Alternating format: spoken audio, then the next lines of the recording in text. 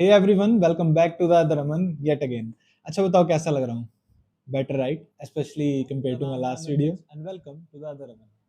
चलो आओ बताऊँ कैसे। तो ये जो चैनल है, it's not about one thing like TTRPGs in Hindi, song covers या stories written by me. It's a place where I share all of my colors that makes me myself, all of the cool things I think I do. So इस logic के हिसाब से ये जो setup मैंने prepare किया है, mind you at a very very low cost, also is a part of that. अब मैं बढ़ा चढ़ा के तो नहीं बोलूंगा because it's nowhere close to what I could have gotten by spending 30-40 thousand और taking some professional help. But आपको भी मानना पड़ेगा at 10% of that cost this isn't how bad. So let's jump in and let me tell you how I did it. Story time. I've been wanting to create a channel for a long time, especially ऐसा channel जिसमें मैं अपना face show करूँ because other kind I already have. पर हाँ, for that I needed a recording device और जो मेरे पास था वो था एक Vivo का 5-6 साल पुराना टूटा फूटा phone. So that wasn't going to cut it. So I bought an iPhone. No, not a 17 Pro Max or something because उसके लिए मुझे आई थिंक किडनी वगैरह बेचनी पड़ जाती कुछ। बट हाँ, 15 वाज व्हाट आई बॉट। अब 15 और 16 में ज़्यादा फर्क नहीं है money wise, but look wise they don't really look anything alike. Or don't judge, okay? If you are buying your first iPhone, you would look for something that looks like iPhone as well. So I left 16 and bought a 15. Now, don't think I was born with a silver spoon or anything. I'm much like any of you who would be watching this video कि शायद हम भी कम पैसों में अपना setup create कर पाएँ, ठीक है? तो at 3,000 a month, it's completely affordable. But हाँ, don't count it against the setup because maybe you already have a phone, maybe an iPhone even, या फिर कुछ और better option. Honestly, at first, I thought कि my magic phone will solve everything, but I was dead wrong. I wrote my first script and started making the video. और मुझे पता लगा कि उसमें हर चीज़ की आवाज़ आ रही है, पंखे की आवाज़, गली के कुत्तों की आवाज़, कचरे वाली गाड़ी की आवाज़, सब कुछ सुनाई दे रहा था उसमें. So that meant कि I needed a mic as well. So I ordered a Granero mic. So at 800, it is very cheap and quality wise, it's great as well. There are some flaws की कुछ कमियां भी हैं। अगर आप इसको बड़े डिवाइसेस में सुनने की कोशिश करोगे इससे रिकॉर्ड की हुई ऑडियो को तो थोड़ी फटी फटी आएगी, but otherwise it's worth it. तो अब नॉइस कैंसिलेशन का इशू सॉल्व हो गया था, बट अब बारी थी एडिटिंग की। मेरे पिछले चैनल के लिए एडिटिंग मैं DaVinci Resolve से किया करता था, जो कि एक फ्री सॉफ्टवेयर है, मतलब मोस्टली फ्री, और हॉलीवुड के स्टूडियोज भी इससे यूज़ करते हैं। But in the past I was using AI generated cheap images जो कि बहुत लो क्वालिटी होती थी और मेरे पुराने i3 11 जेन लेनोवो में आराम से चल जाती थी। बट अब बारी जब आईफोन फुटेज की आई और DaVinci Resolve both combined together, it was having none of it, like none of it. I tried everything. I tried a deep clean. I tried to correct all the settings that I could ताकि ये काम करने लग जाए, पर कुछ काम नहीं कर रहा था. I really considered a Mac then because iPhone का जो ecosystem है, it's great for a solo creator especially because even now I'm wearing an iPhone watch and you can see I can see myself in this. तो अगर एक Mac हो जाता मेरे पास तो शेफ किस वाला काम हो जाता, but my pockets were empty. तो क्या किया जाए? Then my dear old friend came to my rescue. Yes, he is also kind of the reason कि मैं ये वीडियो बना ही रहा हूँ in the first place. The bro keeps motivating the hell out of me. But anyway, so he told me कि if you can't change the hardware, change the software. So I downloaded Filmora and it started working. Same laptop, same footage, but it was working somehow. Except it was paid. I had two options. Either I buy a Mac, which was this much, or I buy the software, which is this much. So I chose this, obviously. And even for that, I had a trick. कि मेरे को ये ₹250 per month पड़ गया बजाय कि paying all of this at once. Now our editing process was sorted और मैंने इसे यूज़ करके अपनी फर्स्ट कुछ वीडियोज़ बना के अपलोड भी कर दी। And content wise I think I did pretty well, but visually I knew I could do better. And the first thing that came to my mind was lighting. अगर मेरे पास better lighting हो तो I would definitely look better in the videos. But the issue was कि जब मैं net पे check करने गया, so they were costing a lot. And I knew कि आई wasn't going to spend that much money on only lighting. तो मैंने क्या किया, मैं गया अपने पास की एक दुकान पे और ले आया कुछ lights. I bought 2 RGB lights जो कि 150 ईच थी, और 2 50 वॉट्स की अदर लाइट्स जो कि अबाउट 80 रुपीज़ समथिंग थे। बट लेट्स जस्ट से कि I didn't quite have the desired effect. So I searched online और मुझे पता लगा कि हर तरफ सिर्फ लाइट लगा देने से काम नहीं चलेगा। लाइट की पोजीशनिंग और लाइट की इंटेंसिटी भी बहुत मैटर करती है। Let's learn a little bit more about this. तो सबसे इम्पोर्टेंट है हमारी की लाइट। की लाइट यानी कि मेन लाइट, जो कि सब्जेक्ट के यानी कि हमारे 45 डिग्री एंगल पे रहनी चाहिए और स्लाइटली डाउनवर्ड, ताकि ये शेडोज क्रिएट करे हमारे फेस के अपोजिट एंड में। और एक और चीज़ जो हमें ध्यान में रखनी है वो ये है कि this should be the brightest light in the room.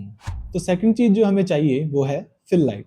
अब फिल लाइट का काम यही है कि जो की लाइट्स ने शेडो क्रिएट की थी उसे फिल करना, और ये हमारे फेस के बिल्कुल लेफ्ट में रहेगी। अब एक चीज़ जो हमें ध्यान में रखनी है वो ये है कि इसका और की लाइट का रेशो 1/3 का होना चाहिए इन इंटेंसिटी। अब आइडियली आपको लग रहा होगा कि this setup is pretty good as well, but you can always add another flourish like this.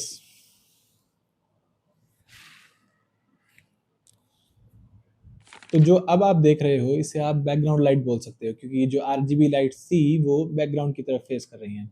But अगर इसे ही हम घुमा के अपनी पीठ की तरफ कर लें तो they will become rim light.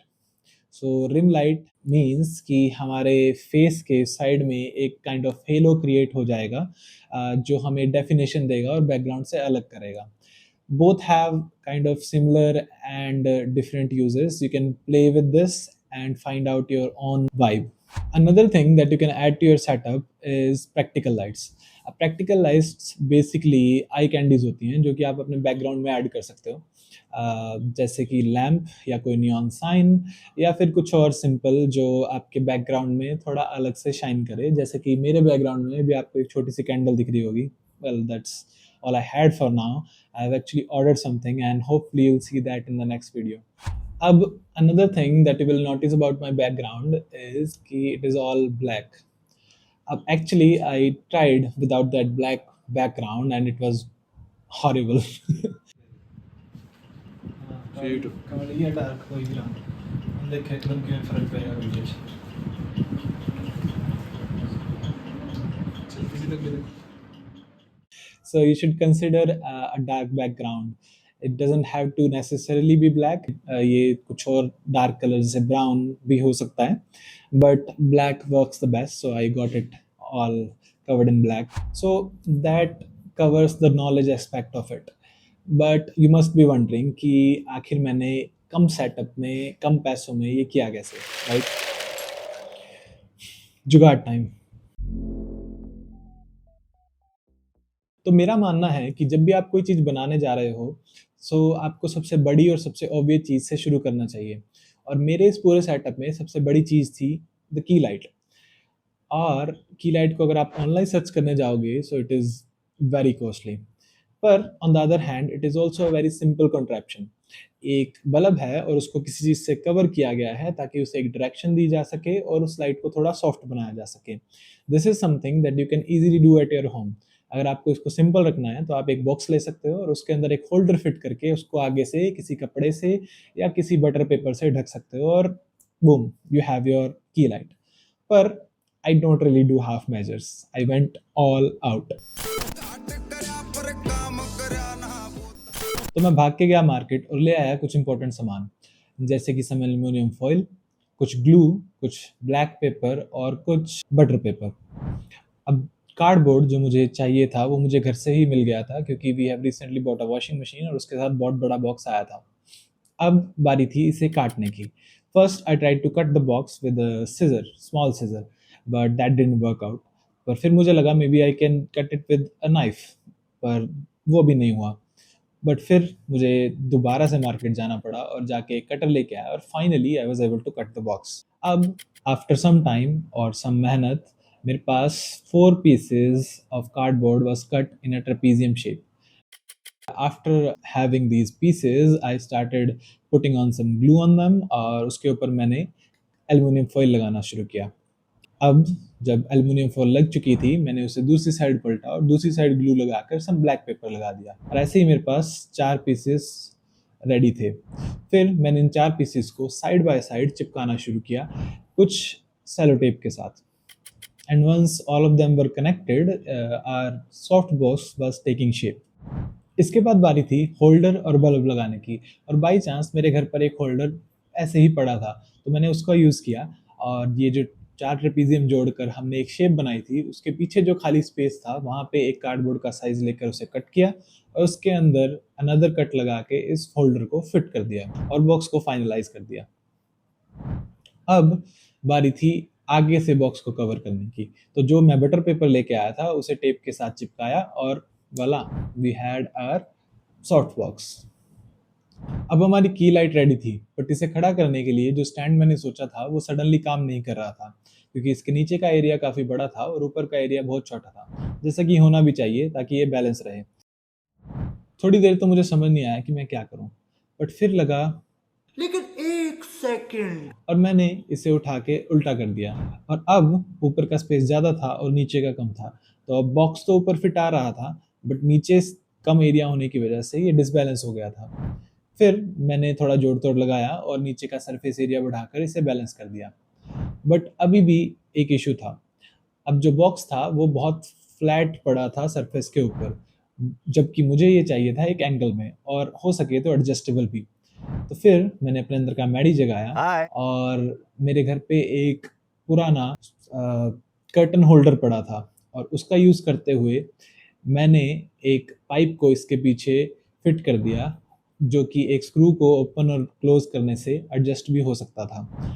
और फिर हमारे पास वो एंगल जो हमें चाहिए था वो भी था और फाइनली हमारा स्टैंड और की लाइट दोनों रेडी थे। Then I retried my shot, but it was still not working because of the background color. And then I had to go to the nearby printing press to buy this 6x5 flex, which costed me about 300. And I pasted it on the wall with some nails, and finally, we were reaching that perfect view that we were aiming for. After that, there were only minor adjustments left. Like the key light back then was still too harsh, and I had to cover it with 4 layers of butter paper. And I also stuck my RGB lights to the back of my chair right here, and my setup was ready. Now, to show my current setup, I have my camera stand right in the middle. I found it somewhere lying around my house, so I didn't have to buy this. I have my main light, key light, pointing toward the chair, toward me at a 45-degree angle, slightly downward. And I have my fill light and my background light, which I forgot to turn on for this scene, and my RGB lights, which are stuck to the back of my chair, and also this canvas, which is behind me, stuck to the wall with these nails. तो आज के लिए इतना ही। उम्मीद करता हूँ आपको मेरी वीडियो और मेरी कहानी पसंद आई हो और इन्फॉर्मेटिव लगी हो। मिलते हैं नेक्स्ट वीडियोज़ में।